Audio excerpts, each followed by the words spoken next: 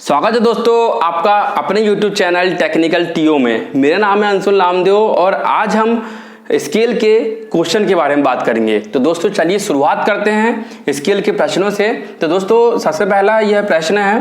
दोस्तों सबसे पहले मैं आपको प्रश्न पढ़ के बताता हूँ, फिर इसके बारे में समझाता हूँ। इसमें लिखा हुआ है कि 80 मीटर पढ़ने के लिए एक साधारण पैमाने की बनाइए या रचना कीजिए जिसका निरूपित भिन्न RF बराबर 1/500 है। पैमाने पर 47 मीटर की दूरी दर्शाइए। दोस्तों यह जो पैमाने का जो क्वेश्चन है यह सबसे सिंपल क्वेश्चन कहलाता है। ठीक है, तो इसमें क्या क्या दिया हुआ है वह हम देख लेते हैं। सबसे पहले आपको यहाँ पर RF दिया हुआ है। ठीक है, जैसे कि मैंने आपको पहले बताया था कि किसी किसी क्वेश्चन में RF दिया हुआ रहता है और किसी किसी क्वेश्चन में आपको RF निकालने को आता है। तो दोस्तों यहाँ पर RF दिया हुआ है तो मैं यहाँ पर RF को लिख लेता हूँ। उसके बाद क्वेश्चन की पहली लाइन में लिखा हुआ है कि 80 मीटर पढ़ने के लिए, यानी कि जो अधिकतम पैमाना है वह हमको दिया हुआ है 80 मीटर दिया हुआ है। ठीक है, और आगे पढ़ते हैं, आखिरी लाइन पढ़ते हैं। पैमाने पर 47 मीटर की दूरी प्रदर्शित कीजिए। 47 मीटर की दूरी मतलब दूरी जो प्रदर्शित करना है पैमाने पर वह 47 मीटर की दूरी प्रदर्शित करना है। ठीक है दोस्तों, 47 मीटर की दूरी को प्रदर्शित करना है। ठीक है दोस्तों, तो यहाँ पर हमको सबसे पहले एक सीक्वेंस वाइज से चलना है। बात करते हैं आगे। सबसे पहले दोस्तों कोई भी क्वेश्चन आया RF का यानी पैमाने निकालने का, पैमाने का क्वेश्चन जो आए उसमें आपको यह देखना है कि RF दिया हुआ है या नहीं है। यदि उसमें RF नहीं दिया हुआ है तो हमको वह RF निकालना पड़ेगा, पर क्योंकि इस क्वेश्चन में हमको RF डायरेक्ट दिया हुआ है यानी कि हमको इसमें RF नहीं निकालना है। इसके बाद दोस्तों RF निकालने के बाद हमें यहाँ पर पैमाने की लंबाई निकालना रहता है। ठीक है, पैमाने की लंबाई जो निकालने का जो फॉर्मूला होता है दोस्तों वो यह होता है, पैमाने की लंबाई बराबर RF इंटू अधिकतम लंबाई।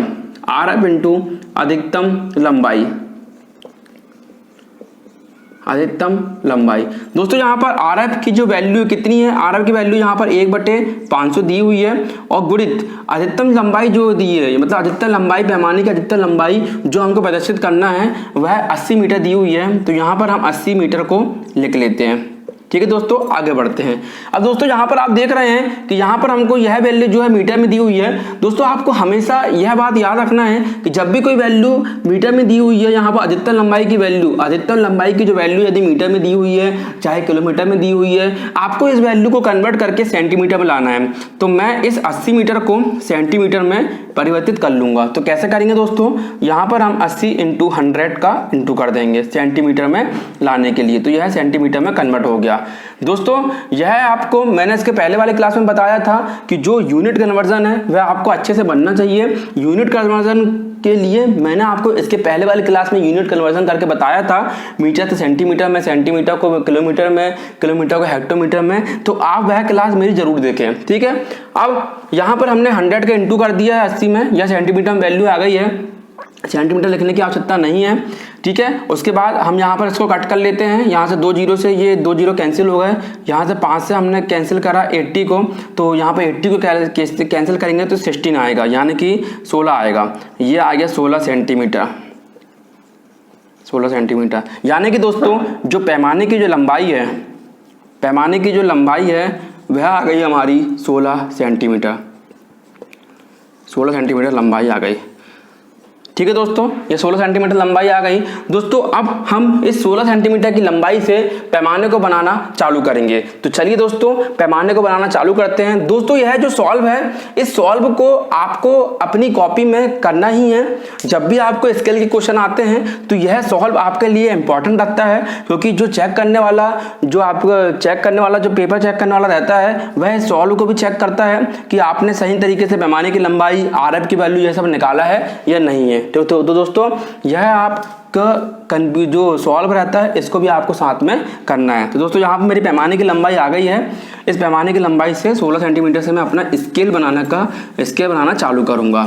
चलिए दोस्तों आगे स्केल बनाने का हम स्टार्ट करते हैं।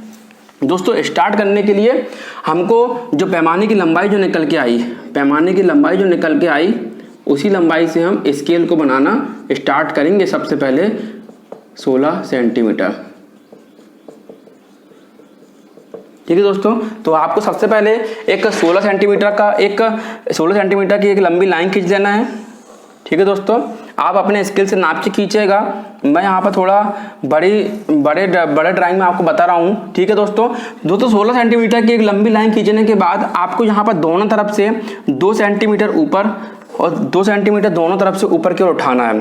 अब दोस्तों सवाल यह उठता है 2 सेंटीमीटर क्यों, क्या ये सवाल में दिया हुआ है या क्वेश्चन में दिया हुआ है? तो दोस्तों नहीं, यह 2 सेंटीमीटर जो आपने साइड से दोनों तरफ से उठाया है यह हमारा स्टैंडर्ड रहता है। आप चाहें तो उसको 1 सेंटीमीटर भी उठा सकते हैं, आप चाहें तो उसको 1.5 सेंटीमीटर भी उठा सकते हैं और आप चाहें तो उसको 2 सेंटीमीटर भी उठा सकते हैं। यह आपके अनुसार आप अपने हिसाब से कर सकते हैं। 2 सेंटीमीटर इसलिए उठाते हैं दोस्तों क्योंकि यह स्टैंडर्ड रहता है। 2 सेंटीमीटर का जो स्केल जो होता है नॉर्मल, जो इसकी साइड की जो लेंथ रहती है, जो ऊंचाई रहती है वह भी लगभग 2 सेंटीमीटर की होती है। तो दोस्तों इसको उठाने के बाद हम यहाँ पर इसको दोनों जो कॉर्नर है इस कॉर्नर को हम ज्वाइन कर देते हैं इस तरीके से। यह हमने दोनों कॉर्नर को ज्वाइन कर दिया। ठीक है दोस्तों, उसके बाद दोस्तों यह देख लेते हैं कि पैमाने पर जो अधिकतम लंबाई है वह कितनी शो करना है। तो 80 मीटर शो करना है अधिकतम लंबाई, 80 मीटर अधिकतम दूरी प्रदर्शित करने के लिए बोला है। बस 47 मीटर की दूरी प्रदर्शित करने के लिए बोला है। अब दोस्तों यह तो हमारा 16 मीटर के डिस्टेंस का और 2 मीटर की ऊंचाई का, यह 2 सेंटीमीटर की ऊंचाई का यह हमारा स्केल तो बन चुका है। अब हम इसके भाग करते हैं, मतलब कि इसके पार्ट्स करते हैं। दोस्तों अब सवाल ये उठता है कि पार्ट्स किस तरीके से किए जाते हैं। तो दोस्तों पार्ट्स के जो पैमाने के जो पार्ट्स जो करना है वह डिपेंड करता है कि इसकी अधिकतम दूरी कितनी है। जैसे कि दोस्तों यहाँ पर जो 80 मीटर जो दी हुई है तो हम इस स्केल के हम 8 भाग कर सकते हैं, 8 भाग कर सकते हैं। ठीक है, यदि प्रत्येक भाग यदि 10 मीटर को शो करेगा, प्रत्येक भाग जो है वह 10 मीटर को शो करेगा, 10 मीटर को शो करेगा तो 8 भाग जो है वह 80 मीटर को प्रदर्शित करने लगेंगे। इस तरीके से दोस्तों हम इसका अंदाजा लगा सकते हैं। ठीक है दोस्तों, तो हम इसके 8 भाग करते हैं। दोस्तों अब यहाँ पर भाग करते समय, इसके पार्ट्स करते समय हमको यह ध्यान रखना है कि पार्ट्स करने के लिए सबसे पहले जैसे कि हमको यह हमारा मेन स्केल है, हमको इस लाइन के हमको 8 भाग करना है। ठीक है, तो हम क्या करेंगे कि यहाँ से हम एक अलग से एक एक एंगल पे लाइन खींच लेंगे इस तरीके से। ठीक है दोस्तों, एंगल पे लाइन खींच लेंगे और एंगल पे लाइन खींचने के बाद हमको इस लाइन के 8 भाग करना है। हम इस लाइन की जो एंगल पे जो लाइन खींचे इस लाइन के 8 भाग कर देंगे। ठीक है दोस्तों दूसरी बात यहाँ पर यह ध्यान देना है, जैसे कि यदि आपको मान लो 8 भाग करना है तो हम यहाँ पर 1 भाग एक्स्ट्रा करते हैं, यानी कि टोटल 9 भाग करते हैं। क्यों करते हैं दोस्तों मैं आपको थोड़ी देर में बताऊंगा। ठीक है दोस्तों, तो यहाँ पर हमने एक एंगल में लाइन खींच लिए हैं। इस एंगल में लाइन को खींचने के बाद हम अपना प्रकार लेंगे और प्रकार को एक निश्चित दूरी तक फैला लेंगे। ध्यान देना दोस्तों, एक निश्चित दूरी तक फैलाना है, किसी भी प्रकार का मेजरमेंट इसमें नहीं करना है। और उसके बाद यहाँ पर एक नोक रखेंगे, इस तरीके से एक चाप काटेंगे। ठीक है दोस्तों, एक चाप काटेंगे, ये कटा एक चाप। दूसरा चाप जो यहाँ पर बिंदु आया, पॉइंट आया, इस पर रख के हम दूसरा चाप काटेंगे इस तरीके से।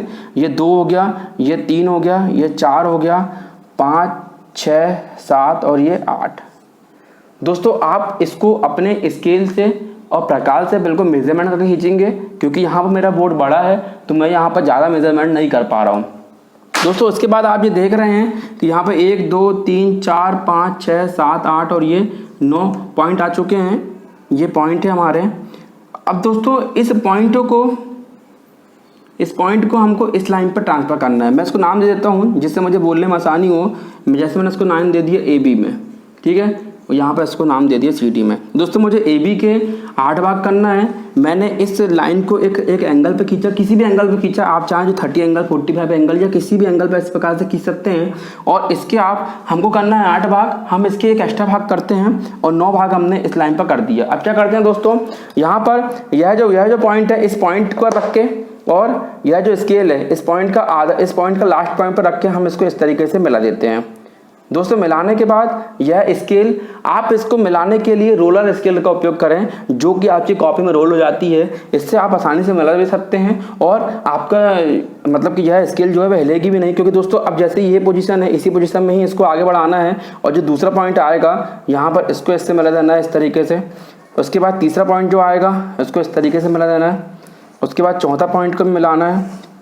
आने वाले 5, 6, 7, ठीक है, ये तीसरा पॉइंट, दूसरा पॉइंट और ये पहला पॉइंट। इस तरीके से दोस्तों हमने इस पॉइंट को जो लाइन पे जो बना हुआ था, हमने इस पॉइंट को इस जो ए बी वाली लाइन है इस पे हमने ट्रांसफ़र कर लिया। ठीक है दोस्तों, उसके बाद यह जो पॉइंट आए हैं इन पॉइंटों को हम ऊपर ट्रांसफ़र कर लेते हैं। ठीक है दोस्तों, इस तरीके से बिल्कुल सीधे आप इसको चाहें तो मिला लें एक बार, उसके बाद इस स्कूल को रोल करें या सरकाएं अपनी कॉपी में इस तरीके से।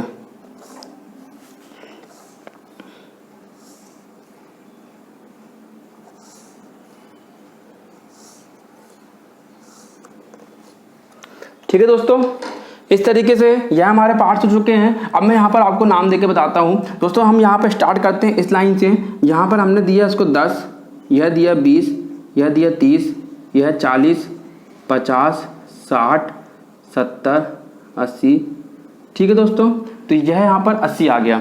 ठीक है दोस्तों, पर दोस्तों क्या होता है कि हमको यहाँ पर जो दूरी प्रदर्शित करना है, हमको यहाँ पर 47 मीटर की दूरी को प्रदर्शित करना है।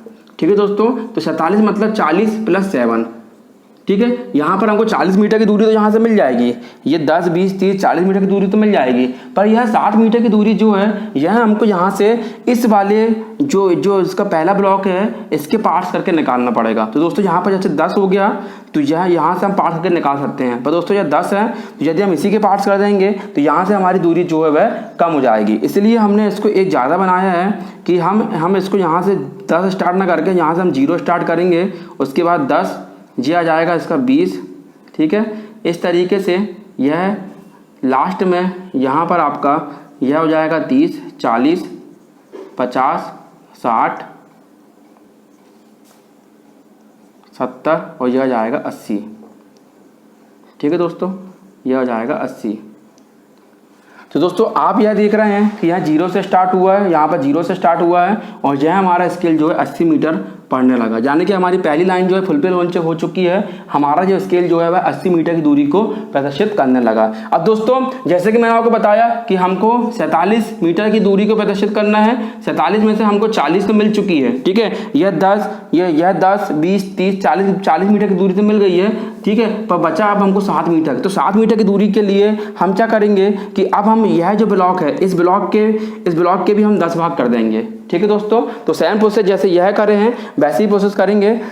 उसके बाद या इस तरीके से हमको इसके 10 भाग करना है। ठीक है, यह जो A0 रेखा है इस A0 रेखा के 10 भाग करना है, तो हमें टेपर लाइन खींच के इस रेखा के 10 भाग कर देंगे। ठीक है दोस्तों, मेथड वही है, सेम मेथड है। हमको प्रकाल फैलाना है निश्चित दूरी के प्रकाल फैलाने के बाद यहाँ पॉइंट में रखना है। इस तरीके से हमको 10 पॉइंट काटना है, 1, 2, 3, 4, 5, 6, 7, 8, 9, 10। यहाँ पर दोस्तों एक्स्ट्रा नहीं लेना है क्योंकि हमारा जो वैसे 0 दिया हुआ है, हमसे 10 पॉइंट काटेंगे तो हमारा आराम से हमको 7 लाइन की मिल जाएगी। और दोस्तों यह जो पॉइंट आए हैं इन पॉइंटों को हम ऊपर आराम से ट्रांसफ़र कर देंगे इस तरीके से।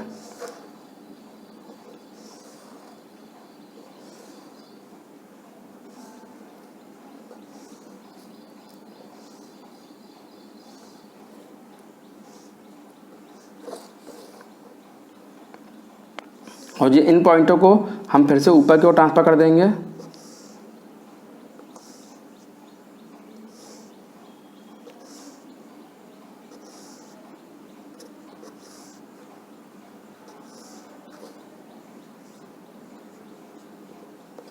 ठीक है दोस्तों, अब यहाँ से स्टार्ट करते हैं।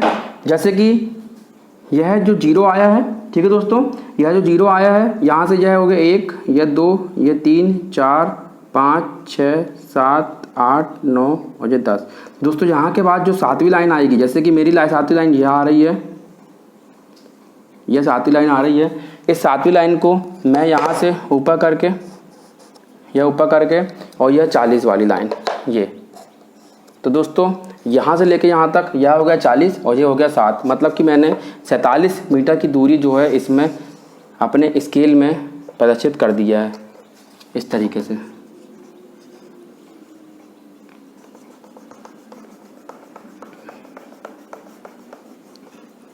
यह हो गया 47 मीटर की दूरी प्रदर्शित।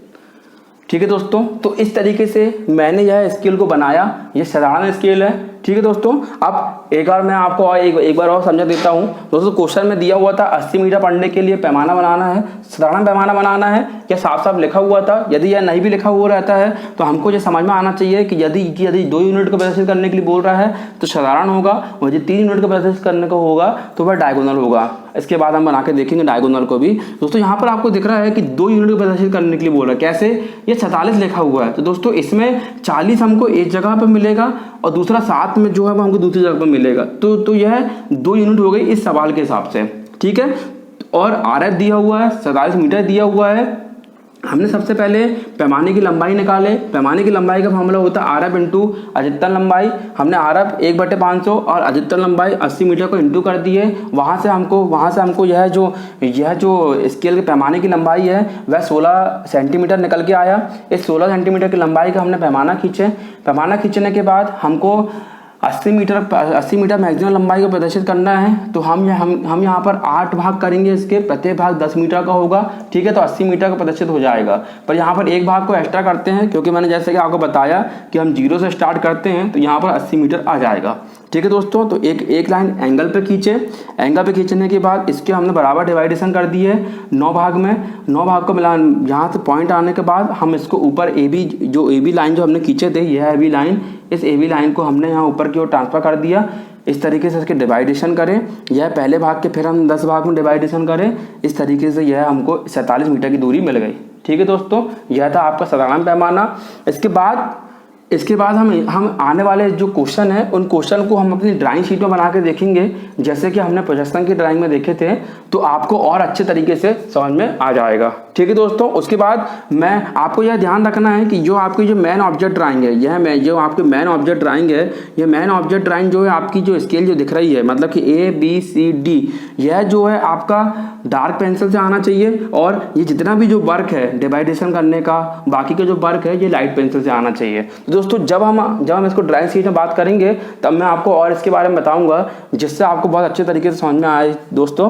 और तो दोस्तों आपको अगर यदि क्लास अच्छी लगी हो तो आप इसे लाइक करें और अपने दोस्तों के साथ शेयर करें, और यदि किसी भी प्रकार का कन्फ्यूजन हो तो आप कमेंट सेक्शन में कमेंट करके मुझसे पूछ सकते हैं दोस्तों। सब्सक्राइब करें हमारे चैनल को, जिससे आने वाले वीडियो के नोटिफिकेशन आपको जल्द से जल्द मिल सके। धन्यवाद।